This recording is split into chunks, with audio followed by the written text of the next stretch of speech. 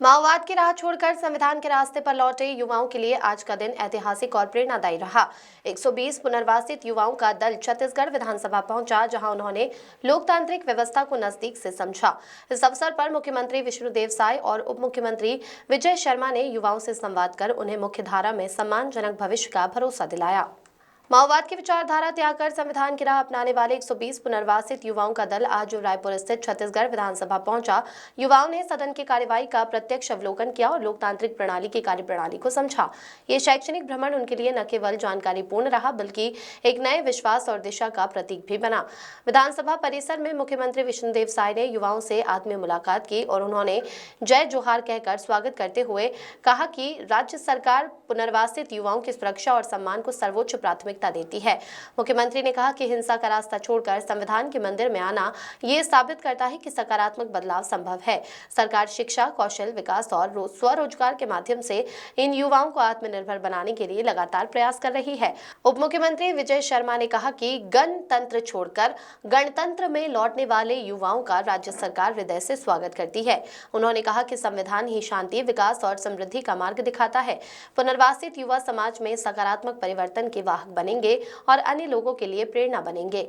इस अवसर पर मंत्रियों और विधायकों ने भी युवाओं से संवाद कर ये भरोसा दिलाया कि शासन उनके उज्जवल भविष्य के लिए प्रतिबद्ध है।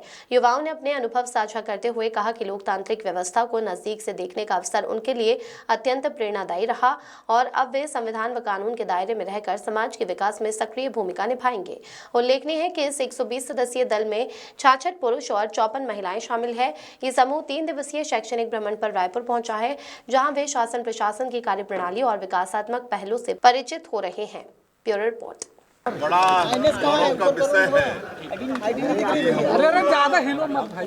आत्मसमर्पित माओवादियों के लिए बहुत अच्छा पुनर्वास आईडी नीचे करो, पूरा चेहरा ही नहीं। इसका परिणाम भी देखने को मिला है। 2,500 से ज्यादा माओवाद आत्मसमर्पण किए हैं, जिसमें विभिन्न स्तर के हैं। और आज तो और भी सौभाग्य का विषय है कि आज 120 हमारे माओवादी यहाँ पर विधानसभा भवन भी आए हैं, विधानसभा की कार्यवाही भी देखे हैं। यहाँ हम लोग के साथ उनकी फोटोग्राफी भी हो रही है। हमारे गृह मंत्री, हमारे मंत्रीगण, हमारे डीजीपी अधिकारियों के साथ उनकी फोटोग्राफी भी हो रही है। उनसे हम लोग बात भी किए हैं। बहुत अच्छा उनको लग रहा है। उनका बहुत बहुत स्वागत है और उनके भविष्य की चिंता सरकार करेगी। सर, आप लोगों ने जो पुनर्वास नीति बनाई उससे देखा जाए काफी संख्या में जो नक्सली सरेंडर कर रहे हैं और निश्चित तौर पर इसका व्यापक असर भी देखने को मिल रहा है। सर, हम आईडी थोड़ा। हाँ, पुनर्वास नीति बहुत अच्छी है और हम लोग उनके भविष्य की चिंता कर रहे हैं। 10,000 रुपया 3 साल तक उनको आर्थिक सहयोग के रूप में देंगे। उनका स्किलिंग भी करा रहे हैं, काम से भी जोड़ेंगे।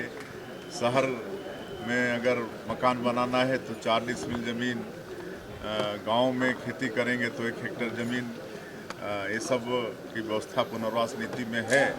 उसका परिणाम है कि आज इतनी बड़ी तादाद में पुनर्वासित हो रहे हैं। सर, जो बच गए उनसे क्या अपील करेंगे सर आप? अब जो थोड़े बचे होंगे वो भी आ जाएंगे। अभी तो 1 महीना है। जो इनके सबसे बड़े कमांडर है देव जी, उन्होंने भी सरेंडर कर दिया है। हाँ, उन्होंने भी किया है। तो अब तो लग नहीं रहा है कि कोई बहुत ज़्यादा जो टारगेट था वो पूरा कर लिया गया।